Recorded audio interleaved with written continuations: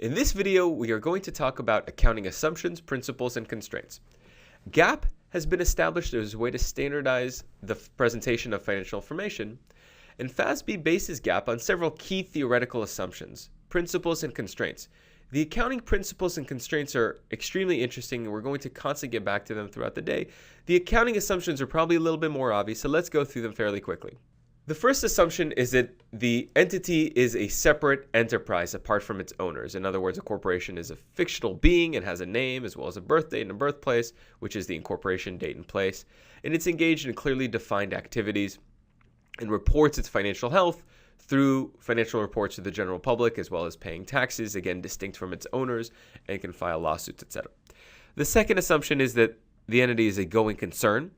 That means it's going to remain in existence indefinitely.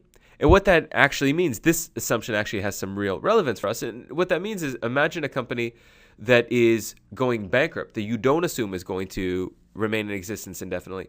The way in which you value the assets of a business that's about to sell off its assets in liquidation or fire sale prices is going to be different than if you assume that the company is going to be in existence indefinitely. And so that's what assumption number 2 is about, really. That we identify the value of assets and liabilities at a valuation that reflects a going concern as opposed to, say, a liquidation or something of that nature. The third assumption is that financial statements can only show measurable activities of a corporation, like its resources, like its assets or liabilities, the amount of taxes facing it. So that excludes things like customer loyalty, employee satisfaction, environmental awareness, things that may have value but are a little bit more nebulous or difficult to quantify. The fourth assumption is periodicity. Companies are required to file annual and interim reports, and in the US and many other countries, we're talking about quarterly reports and annual filings as the required periodic filings that companies have to make. Accounting year is frequently but not always aligned with the calendar year, which means for many companies, January 1st to December 31st is their fiscal year, which is also the calendar year. And examples include ExxonMobil and GE as well as many other companies. But then you have a lot of companies whose fiscal year ends at a date that is different from the calendar year end. So Microsoft ends June 30th. Walmart ends January 31st. Apple ends September 29th. All have off-calendar year fiscal year ends. So to wrap up this quick section, we covered the 4 underlying assumptions in accounting. One, that the entity is its own separate entity, and that's the accounting entity. The second assumption is that the entity is a going concern. We're going to value assets and liabilities as if the company is going to operate indefinitely. Third is measurement. You only identify things that you can measure. And the fourth is periodicity, that you have discrete periods that you account for. So annual, interim in most countries represents quarterly, certainly could be half-year periods as well. Let's now turn to the major underlying accounting principles. The first and critical assumption underlying GAAP, or I should say principle underlying GAAP, is historical cost. Financial statements report companies' resources at an initial historical cost. Let's assume that a company purchased a piece of land for $1 million 10 years ago. Under US GAAP, it'll continue to record this original purchase price, typically called the book value, even though the market value, which is referred to as fair value, has risen to $10 million. So some of you may already be wondering, why is such undervaluation of companies' resources required? Obviously, this would dramatically undervalue the value of the land that you're carrying on your books. And the reason is very important. It represents the easiest measurement method without a need for appraisal and revaluation. The second is that marking resources up to fair value allows for management discretion and subjectivity, which US GAAP attempts to minimize by using historical cost. It should be noted, though, for those of you who are going to be dealing with companies outside of the United States, IFRS companies, is that IFRS is far more willing actually to allow this subjectivity and avoid misrepresenting the true value of assets. In fact, IFRS allows a deviation from historical cost for the valuation of assets. It allows for writing assets up. But interestingly, the high cost and lack of certainty around appraisals have limited the adoption of this possibility. So IFRS actually lets you write up assets to fair market value, although virtually no companies take them up on that option. Most companies, both under US GAAP and under IFRS, still end up using historical cost accounting, where the value that's representative of assets represents the historical value. The next two principles are perhaps the two most important and challenging principles of accounting. And those two principles are revenue recognition and the matching principle, and they really underlie the basic essence of accrual accounting. Accrual accounting governs the way that a company records its revenues and associated expenses. Specifically, accrual accounting dictates when you recognize revenues and when you recognize expenses. It'd be real simple if we just recognize revenues when we receive cash and recognize expenses when we pay them out in cash. That would be cash accounting. But that is not the accounting method that's used by corporations or that is allowed by GAAP. Accrual accounting is what's dictated by GAAP, and there's a very good reason why that's the way it is. So let's get into that. The first of these two principles is revenue recognition. The accrual basis of accounting dictates that revenues must be recorded not when the cash from those revenues has been received, but when the revenues have been earned and measurable. The next principle, principle 3, and that's the matching principle, dictates that costs associated with making a product must be recorded during the same period as the revenue generated from that product. And so the easiest way to understand that is going through a simple exercise. So imagine Amazon selling a book. And here we see below that there are 4 distinct transactions that have taken place, or 4 distinct events. The first is in June of 2013, where Amazon.com purchases a book from a publisher for $10. Several months later, or I should say a year and a half later, Amazon.com receives a $20 credit card order for that book that it's been marketing on its website.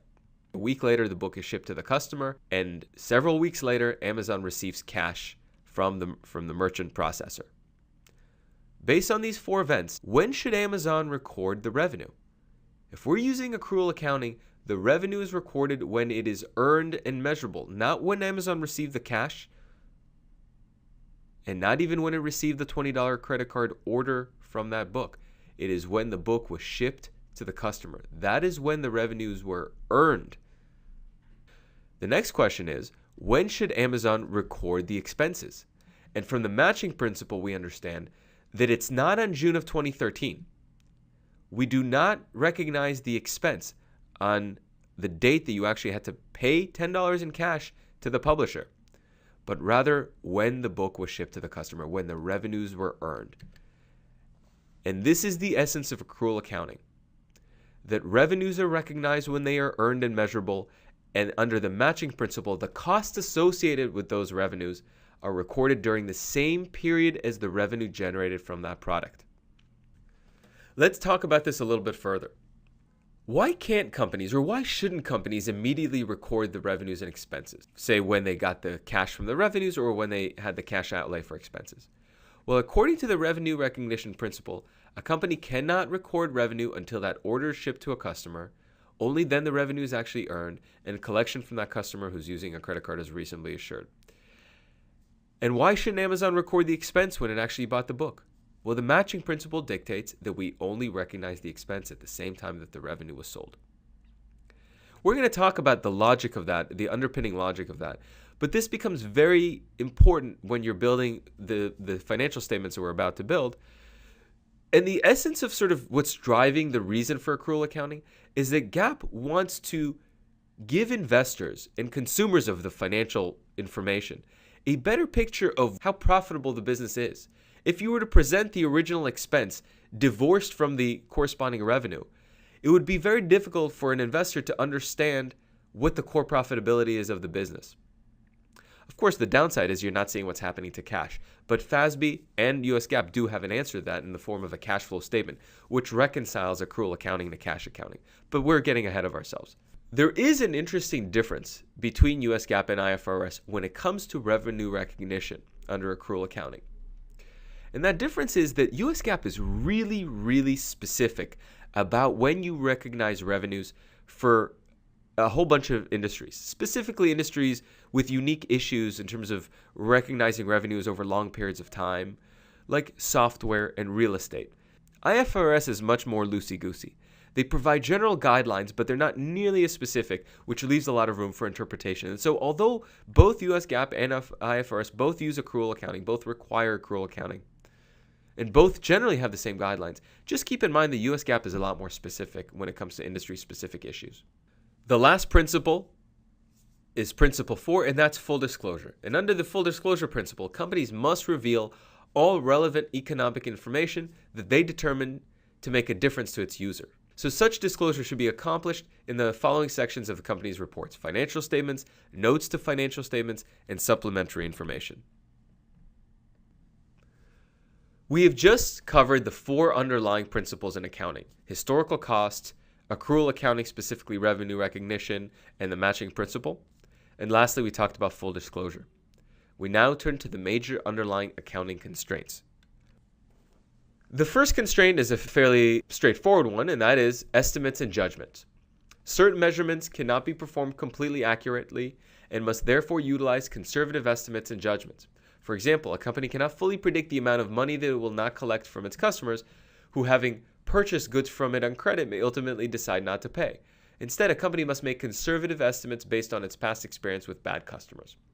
So the nature of accrual accounting is such that since you're no longer just capturing expenses and revenue based on when cash is coming in and going out, you then have to start making assumptions. And this is the first constraint. Constraint number 2 is materiality. Inclusion and disclosure of financial transactions in financial statements hinge on their size and effect on the company performing them. So note that materiality is going to vary across different entities. You're required, the second constraint is that you have to present things that are material. But a material transaction for a local lemonade stand is going to be immaterial for General Electric, whose financial information is reported in billions of dollars. So materiality to one company is different from materiality to another group, and that obviously introduces some subjectivity into these constraints. The next constraint is consistency, and that means that each company has to prepare financial statements using a consistent set of assumptions and techniques. In other words, you can't jump from one set of assumptions and estimates in one period to another in the next period, because that obviously introduces possibility for manipulation. So imagine a situation in which a company values inventories using one way, where you value inventories based on what's called LIFO, last in, first out, which we'll talk about later on in the course. Last in, first out means that if in periods of rising prices, the last inventories that are coming in are going to be the first ones that are recognized out the door. That means you're going to have a lower value of inventories that remain in stock, because all your high-priced inventories are leaving out the door first. And this is sort of an accounting method, which we'll address. But if you could switch from that accounting method to first in, first out, or FIFO, from period to period, you could sort of change the way that your inventories are valued from one period to the next to show the results that you desire to get across. And so consistency prevents the ability of companies to really manipulate how they present financial information. The fourth constraint, and perhaps the most important constraint, is we always want to operate. Under GAAP, they always want companies to operate with a conservative bias. Financial statements should be prepared with a downward measurement bias. Assets and revenue should not be overstated, and liabilities and expenses should not be understated. And this is sort of tied into the historical cost principle. In fact, you can think about the historical cost principle, which requires a company to record value of its resources at an original cost, even if the current market value is considerably higher. That's an example of a conservative bias. And in this slide, we lay out the summary of all the accounting assumptions, principles, and constraints. Perhaps the most important ones that we talk about are the historical cost principle, as well as these 2 revenue recognition and matching principle assumptions. These concepts lay at the heart of understanding how the financial statements interrelate. And we're going to be spending a lot of time talking about that throughout the course.